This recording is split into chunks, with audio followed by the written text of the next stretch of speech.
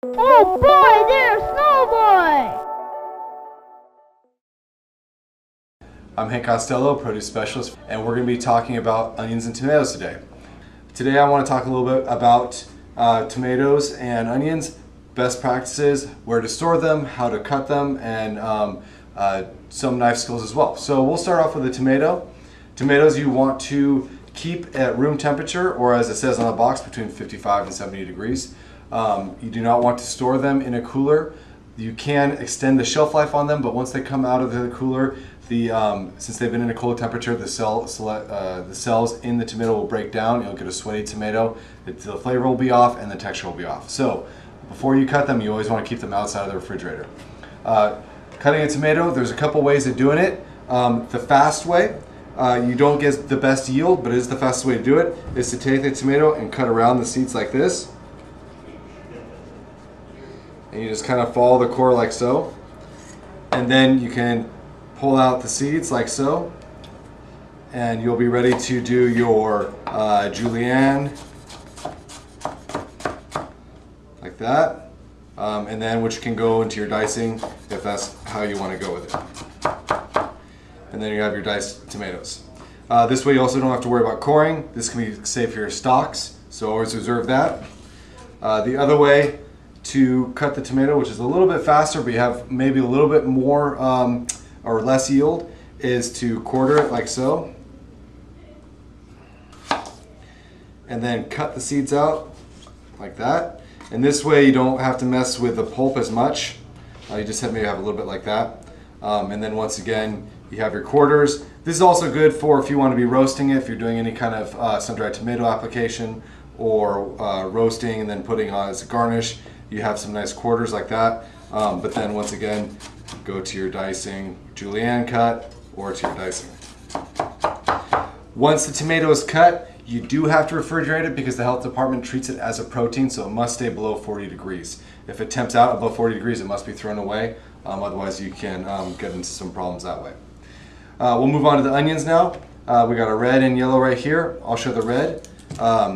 There's two ways of doing this. Once again, one is kind of faster if you have a little more skill with a knife. Another way will help give you kind of a crutch in a sense. So we'll do the way that has a crutch in first.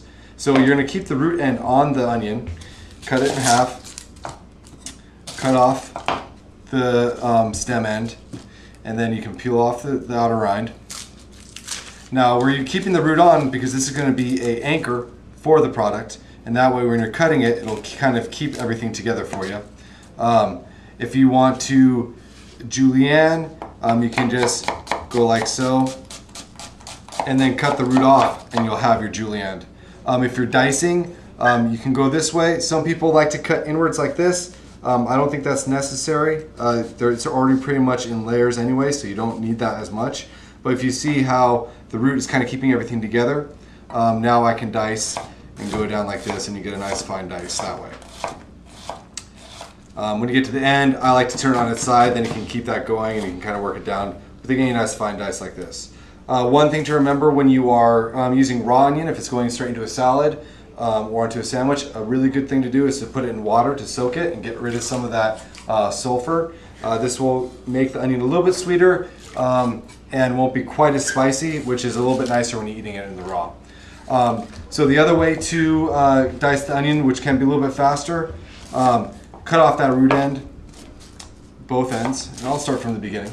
So just take the onion, twist it, cut off both ends like that, and then peel it. It's a little bit easier to peel once you do that. So you have your halved onion like this, and then go along with the ridges. So whenever you're doing a julienne, you always want to go with the grain.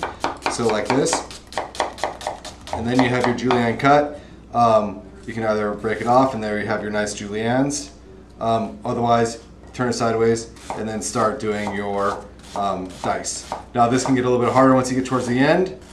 So if you don't have a good handle on it, you might have a little more waste, but that's another way of doing it. Then once again, toss it into the water, get it nice and sweet, and there you go. Onions, once again, any kind of ready-to-eat product, once it's been cut and processed, it must go into a refrigerator and stay below that 40 degrees and stay out of the danger zone. So just keep that in mind. But the major things to take away from this video: do not store your tomatoes in the refrigeration. And then once items are cut, please put them in the refrigerator so that you're staying within health specs. And we'll see you soon.